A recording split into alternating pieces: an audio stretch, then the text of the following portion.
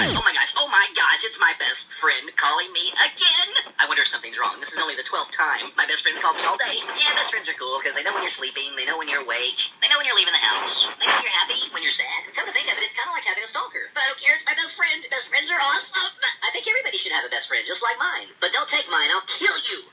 It's my best friend. Just get your own best friend.